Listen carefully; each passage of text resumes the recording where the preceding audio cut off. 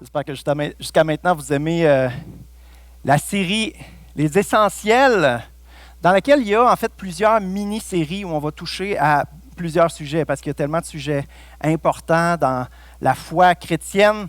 Et on est dans une mini-série basée sur 1 Corinthiens 13 qui dit maintenant ces trois choses demeurent.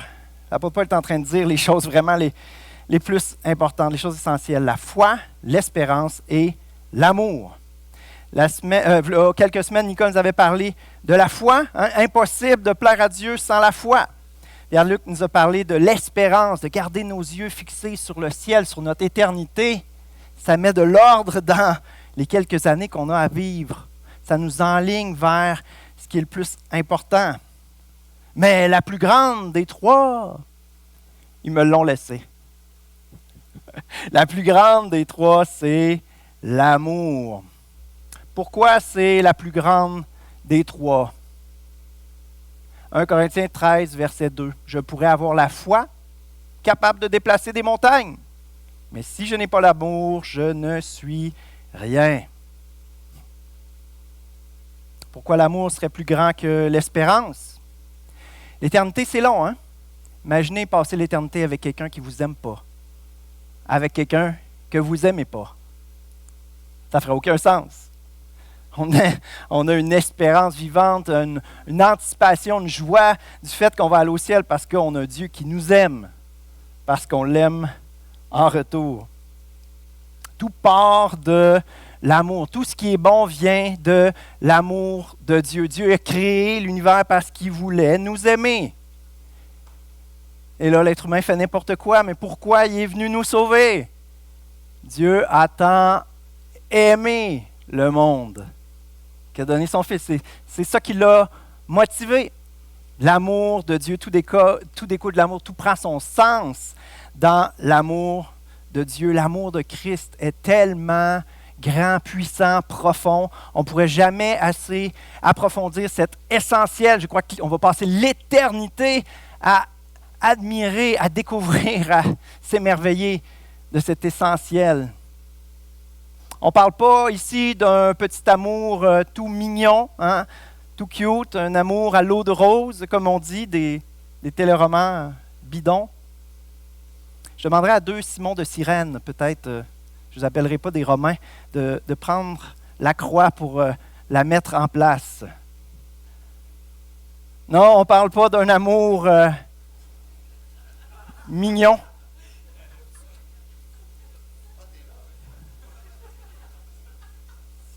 Oh! Ah, on va l'avancer un brin. Voilà. Good. Ah, merci Simon. Simon de Cyrène, mesdames et messieurs. On s'entend qu'on ne parle pas d'un amour léger, d'un petit amour mignon. Non, on parle d'un amour radical. Un amour violent, on pourrait dire, un amour qui supporte tout. Un amour parfait, un amour infini, un amour total qui s'est donné complètement. Si l'Église de Jésus-Christ pouvait saisir cet amour-là parfaitement, il n'y en aurait plus de problème. Si ce monde pouvait saisir cet amour-là parfaitement, il n'y en aurait plus de problème. Il y a tellement de chansons, hein? Quand les hommes vivons d'amour, il n'y aura plus de misère. C'est vrai. Si on vivait de l'amour de Dieu, il n'y en aurait plus de misère. Ça changerait tout. L'amour de Dieu change tout. Et c'est le titre du message, l'amour qui change tout. Dieu est la source de l'amour. Dieu est la source de tout ce qui est bon. Et cet amour-là, on en a tellement besoin. Il y a un vide dans le cœur de l'être humain qui a juste l'amour de Dieu qui peut combler. On a cette soif en dedans de nous, ce besoin-là en dedans de nous. On peut prier ensemble. Merci Seigneur, parce que tu vas nous donner ce matin la force de comprendre par ton esprit combien ton amour est large, long, haut et profond. Merci Seigneur, parce que ce matin, tu vas nous donner la force de comprendre par ton esprit combien ton amour est large, long, haut et profond. Est-ce qu'on peut le dire ensemble? Merci Seigneur, parce que tu nous donnes la force de comprendre par ton esprit combien ton amour est large, long, haut et profond. Amen. Plusieurs ont deviné que je me base sur un verset qu'on va approfondir bientôt. Est-ce qu'il y en a qui ont fait le devoir qui est écrit sur Facebook? Y en a-t-il qui l'ont vu? Je sais que c'est quand même apprécié quand on met ça sur Facebook, un devoir en préparation au message. Vous étiez encouragés à lire Éphésiens 3 jusqu'à Éphésiens 4. Mais dans cette série, il y a 2 éléments, c'est A et A. Approfondir les essentiels et alléger notre sac. Alléger notre vie chrétienne peut-être de choses qu'on traîne qui ne sont pas si essentielles. On fait un certain ménage là-dedans. Et approfondir les sujets les plus importants de la vie chrétienne. Quand cet amour-là, l'amour de Dieu est au cœur de notre vie, cet amour-là est puissant, c'est ça qui est le plus important. Ça résume tout. Ce qui change la vie, ce qui fait que la vie humaine a un sens, c'est de s'être laissé aimer par Dieu, l'aimer en retour, puis aimer notre prochain, comme lui les aime. Hein? Jésus a dit que ça résumait tout ce qu'il y a dans la Bible, dans le sens que si on aime comme lui aime, on est en train d'être parfait. Ouais, on n'y arrivera jamais parfaitement, c'est vrai. Sauf qu'on tend vers ça et c'est l'essentiel à se souvenir de se laisser remplir par l'amour de Dieu, l'aimer en retour, passer du temps baigné dans son amour afin que ça nous remplisse, qu'on puisse aimer les gens autour de nous comme lui nous aime. Ça change tout, ça change notre attitude. Notre attitude devient conforme à ce Dieu d'amour qui nous appelle ses fils et ses filles. Vous êtes mes fils et mes filles. Si vous me ressemblez, c'est comme tel père, tel fils, tel père, telle fille. Et à quoi on reconnaît ça? Au fait qu'on aime comme lui aime. Le premier point, on va faire une réflexion. Cet amour qui change tout, il ressemble à quoi? C'est comment saisir, comment comprendre un petit peu plus cet amour-là? Et on va s'adresser aux 2 éléments qui permettent de saisir les choses chez l'être humain, c'est-à-dire l'intelligence et l'âme. Parce que l'amour parle un langage que l'intelligence peut comprendre très partiellement. Alors, on va s'adresser aussi à l'âme, parce que l'amour a un langage que l'âme peut comprendre, l'âme peut saisir. Et sur le plan intellectuel, on va voir qu'on est limité, parce que c'est un amour inimaginable. On lit dans Éphésiens 3, et on va se concentrer sur les versets 16 à 19. L'apôtre Paul dit « Je prie que, selon la richesse de sa gloire, il fortifie votre être intérieur par la puissance de son esprit, et que le Christ habite dans vos cœurs par la foi. Je demande que vous soyez enracinés et solidement établis dans l'amour. Ainsi, vous aurez la force de comprendre, avec tous ceux qui appartiennent à Dieu, combien l'amour du Christ est large et long, haut et profond. Et vous connaîtrez alors son amour, bien qu'il surpasse toute connaissance, et vous serez ainsi comblés de toute la plénitude de Dieu. » Si vous parlez de l'amour de Dieu à quelqu'un qui n'a pas l'Esprit de Dieu, il va vous dire « ça fait du sens, mais… » Quand bien même qu'on comprend un peu le concept de l'amour de Dieu, de Christ mort pour nous, s'il ne s'est rien passé dans notre cœur, on ne pige rien. C'est inconcevable, c'est insaisissable, ça surpasse toute connaissance. C'est un amour inimaginable, impossible humainement à comprendre. C'est pour ça que ça nous prend Dieu qui peut fortifier notre être intérieur par la puissance de son esprit. Et c'est là qu'on peut comprendre avec le cœur. Hein? C'est l'être intérieur. Aussi, un élément intéressant dans ce passage, c'est que ça ne progressera pas en s'isolant. Les chrétiens électrons libres qui restent chez eux, malheureusement, plafonnent, progressent vraiment pas rapidement. Parce que c'est avec tous ceux qui appartiennent à Dieu qu'on progresse. Avec nos frères, nos sœurs. C'est là qu'on s'ouvre à comprendre l'amour du Christ, combien il est large, long, haut et profond, parce qu'on voit qu'il aime les gens autour de nous. Finalement, pourquoi l'amour de Dieu change tout? Parce que l'amour de Dieu peut vraiment combler de toute la plénitude de Dieu. Et c'est quand on est comblé qu'on n'a plus besoin d'être comblé par autre chose. C'est quand on est comblé qu'on n'a plus besoin de se combler par n'importe quoi. Alors, c'est de ce vide-là, de ce besoin d'être comblé, que découlent toutes les dépendances, que découlent tous les péchés, parce qu'on a un vide.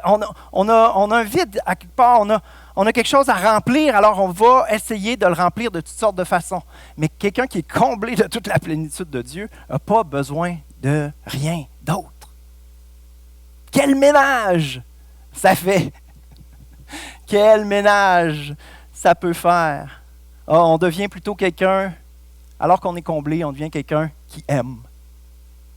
Quelqu'un qui peut déverser de l'amour de Dieu sur les autres. Quelqu'un qui encourage, quelqu'un qui édifie les gens autour de lui. Quelqu'un qui croit le meilleur, qui voit le meilleur dans les gens, qui appelle à l'existence le fait que cette personne est à l'image de Dieu, que de l'espoir pour elle.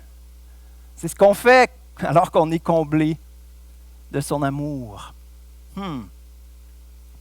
Aucunement besoin de se sentir supérieur aux autres, aucunement besoin de se valoriser de quelconque façon. On est enfant de Dieu, pleinement aimé. On peut comprendre le concept dans notre tête, passablement, considérablement.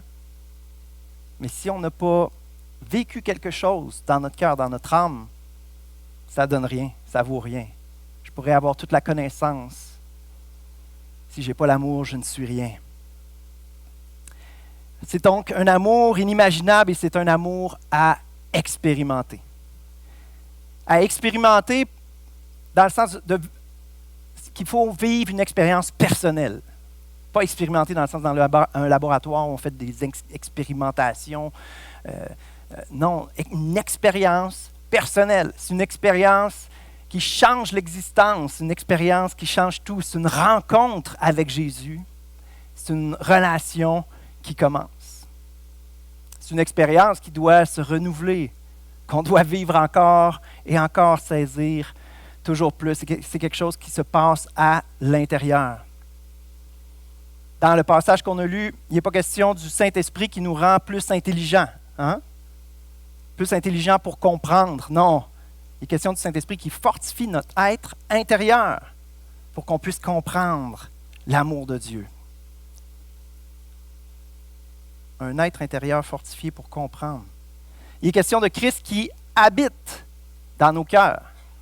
Même pas juste Christ qui change notre façon de penser ou qui nous donne de la sagesse. Non, qui habite dans nos cœurs. Il est question de connaître son amour. Connaître, ça veut dire intimement. Connaître, ça veut dire expérimenter, vivre. Et c'est ce qui permet d'être comblé de toute la plénitude de Dieu. Comblé à l'intérieur. Ça se passe à l'intérieur de l'âme. J'insiste, on peut avoir une idée de ce que c'est cet amour. On peut avoir entendu le message, être capable d'en parler beaucoup. On peut avoir fréquenté une église pendant des années. Jamais véritablement avant avoir expérimenté l'amour de Dieu, avoir été renversé par l'amour de Dieu. J'ai grandi dans l'église, j'en ai entendu parler toute mon enfance. C'est merveilleux, la foi d'un enfant, c'est tout simple. Mais devenu adulte, la foi d'un enfant, ça ne rivalise plus avec l'être humain.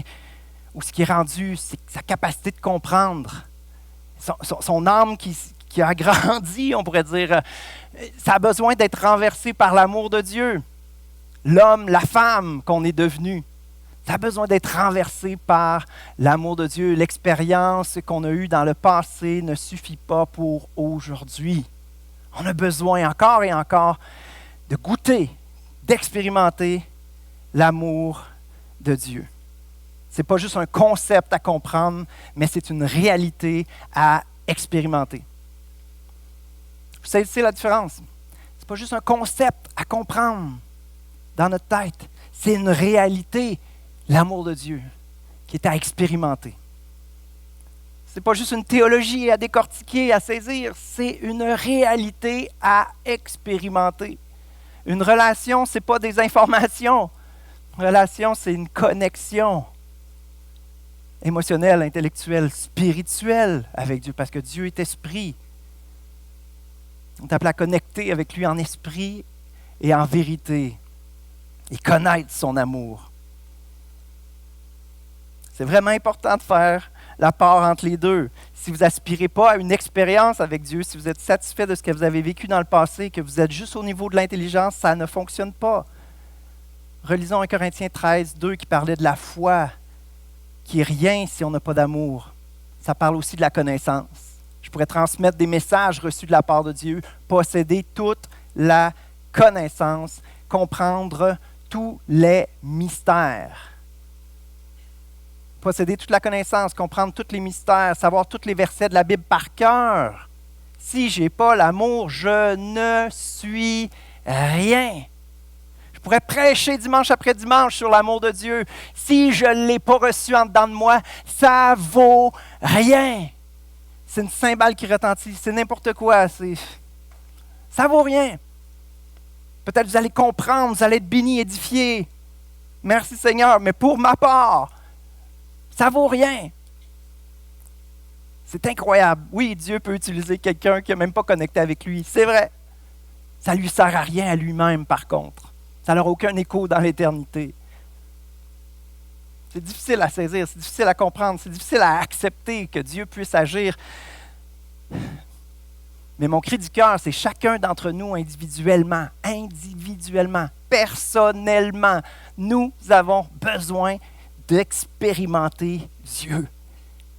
D'expérimenter Dieu, de recevoir son amour dans notre cœur. Personne ne peut le faire pour nous. Personne ne peut le faire à notre place. Et si votre âme est morte, s'il ne se passe rien en dedans, il faut hurler à notre âme de s'ouvrir à l'amour de Dieu. C'est là qu'on prend vie. Il n'y a rien qui a du sens sans ça. Ah, l'amour, c'est pas concret ça, hein? C'est abstrait, c'est pas tangible. On va parler un petit peu de l'amour humain pour nous aider à réaliser l'amour divin, l'amour de Dieu, l'amour parfait. Sur le plan humain, hein, on peut regarder aux évangiles, Jésus guérissait par amour. Jésus faisait des câlins aux lépreux rejetés. Il redonnait une dignité à des personnes qui avaient eu une vie épouvantable. Jésus aimait de façon très, très, très concrète. On regardait à des situations plus proches de nous, des situations actuelles. Vous savez que j'ai été infirmier pendant 14 ans et comme infirmier, on est assez proche de nos patients et parfois on est proche aussi de la famille de nos patients où on a accès parfois à des moments privilégiés, des moments très, très sensibles. Et j'ai fait plusieurs départements, l'urgence, les soins intensifs, l'oncologie pédiatrique, des soins palliatifs. Et à travers tous ces départements-là, ce qui est particulier, c'est que dans chacun de ces départements-là, il y a quand même considérablement de monde qui décède. Alors, j'ai assisté à beaucoup de décès.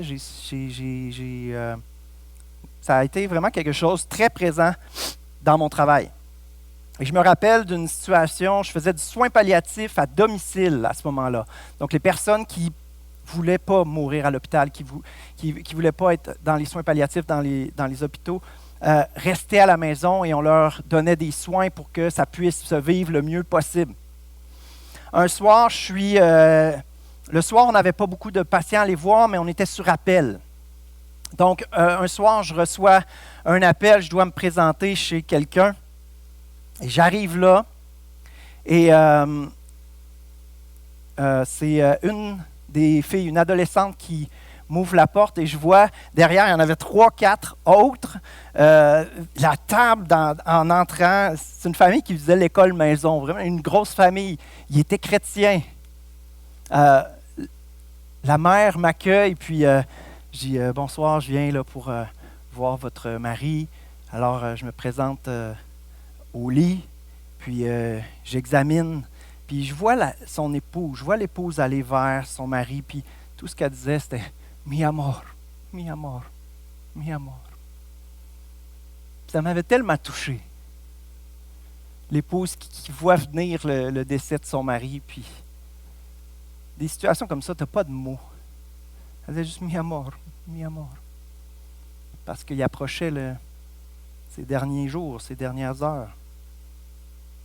Je ne l'ai pas vu décéder, mais ça s'en venait, c'était évident.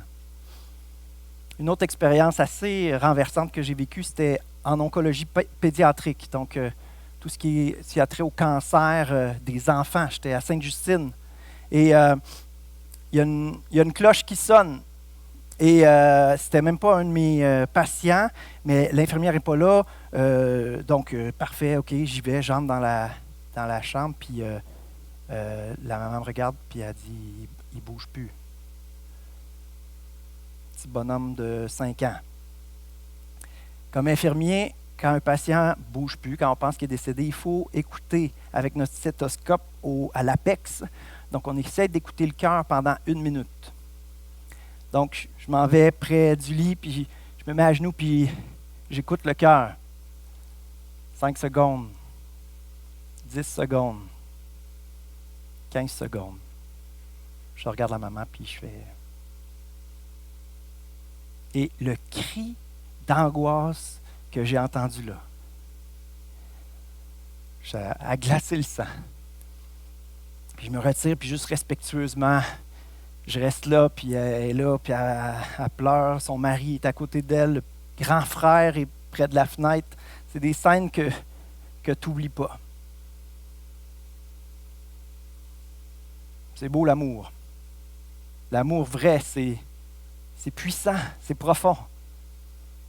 Et quand c'est brisé, c'est déchirant. C'est tellement intense. C'est ces moments-là que j'ai pu vivre. Mais ma réflexion, c'est que ces manifestations-là, ces moments où je pouvais voir l'amour qui se déchire, le cœur qui est déchiré par l'amour qui est brisé, qui est déchiré, ma réflexion ce matin, c'est que ça, là, ce qu'on voit, là, c'est rien à comparer l'amour de Dieu pour nous. J'en parlais intellectuellement, c'est inconcevable, c'est inimaginable, insaisissable, mais on est comme, je l'ai entendu des milliers de fois, ça. Ben oui, Dieu m'aime. Je raconte des histoires qui touchent l'âme, qui touchent les émotions. Puis, il faut dire à notre esprit, Jean-Marc, sache que l'amour de Dieu, il est immensément plus grand que ça. Ça, c'est rien. C'est un grain de sable, alors que l'amour de Dieu, c'est une plage entière. C'est une goutte d'eau, l'amour de Dieu, c'est un océan. L'amour de Dieu est immensément plus grand. Comment ça, on ne peut pas le saisir plus? On a l'intelligence tellement limitée et on a le cœur tellement fermé.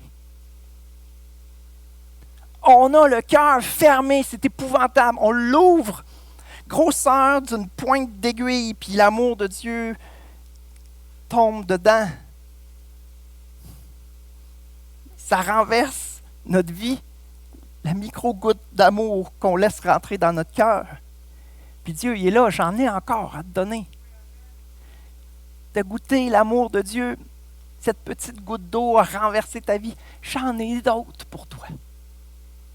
Ce matin, c'est, disons à notre esprit, disons à notre âme, disons à notre intelligence, tu as besoin de comprendre, tu as besoin de saisir l'amour de Dieu encore et encore.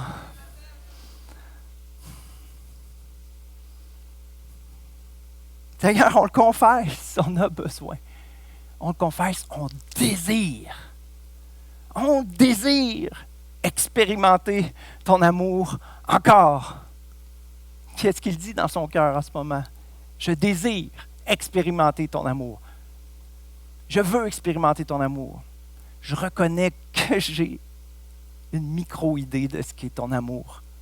Alors je veux te connaître plus, connaître ton cœur, connaître ton amour, afin que je sois transformé. Jésus nous aime bien plus qu'un conjoint peut aimer.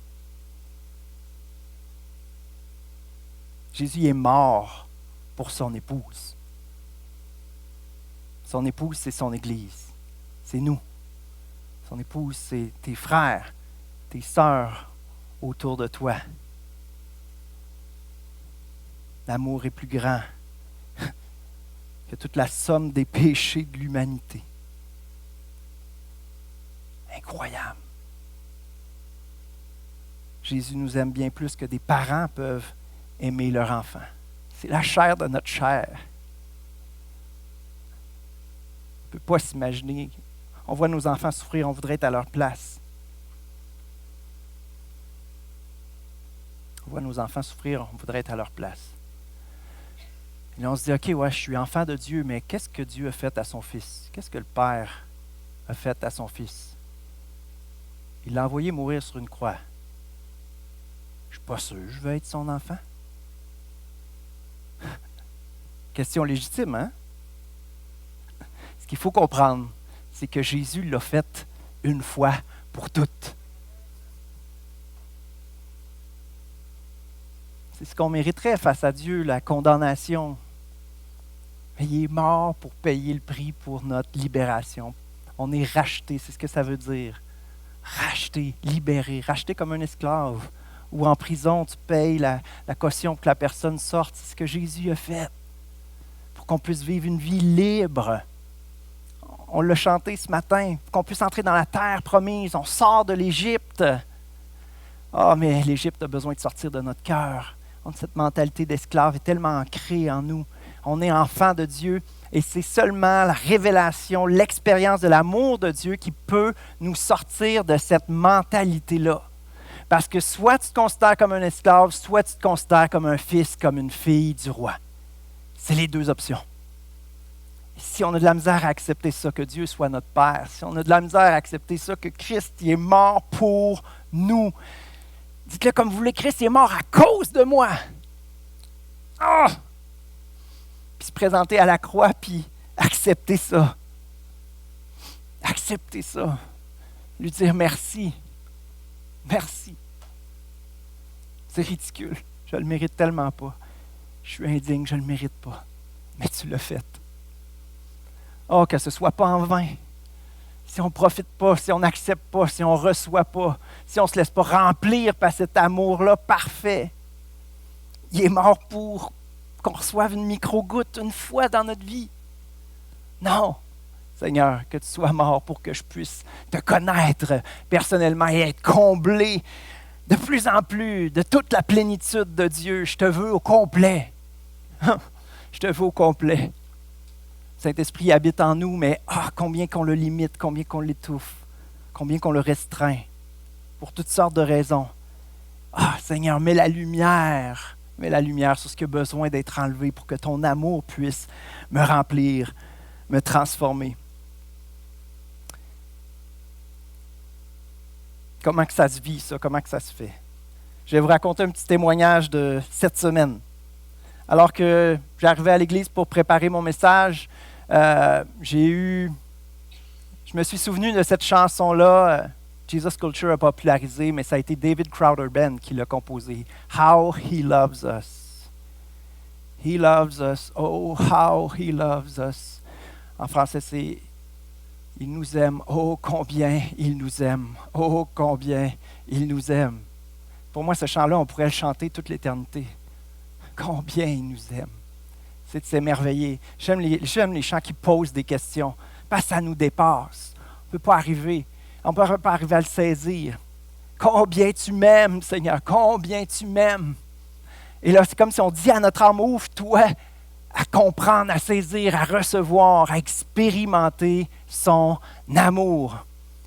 Alors, j'écoute ce chant-là, puis là, j'ai à cœur de venir prier, j'ai à cœur de venir dans l'église et dans la grande salle. Puis là, quand on rentre dans la grande salle, on est comme aligné ici à peu près, mais là, je vois la croix en avant, puis j'ai le goût de m'aligner dessus. Fait que je me tasse un peu, puis je m'enligne direct sur la croix, puis là, je m'approche ici. Je vais prendre elle parce qu'elle est un peu plus grosse. Je m'approche ici, puis là, je pense à la femme pécheresse qui est allée derrière Jésus, qui mouillait ses pieds de ses larmes, qui a mis du parfum, qui les essuyait avec ses pieds, puis avec ses cheveux, puis elle savait que Jésus allait donner sa vie pour nous.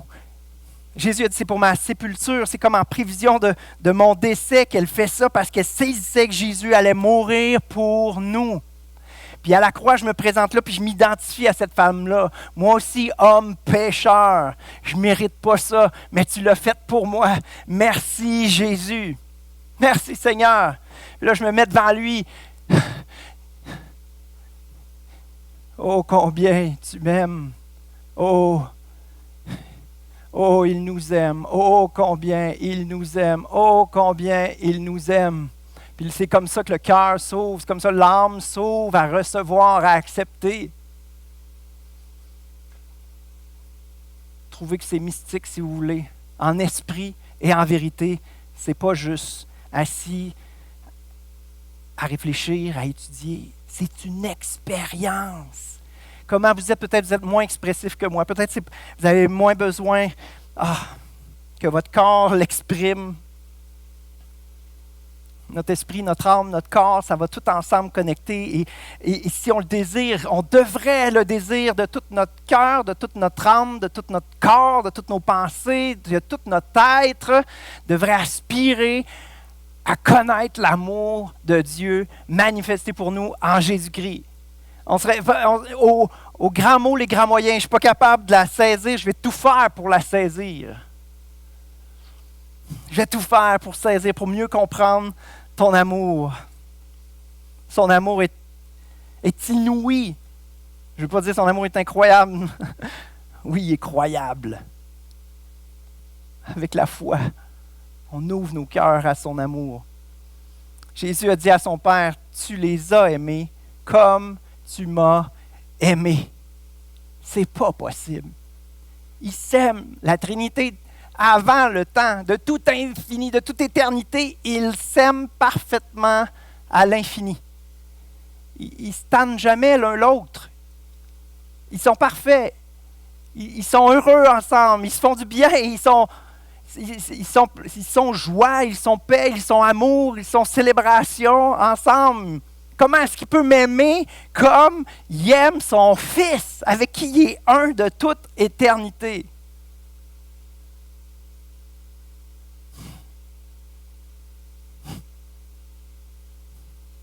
On est aimé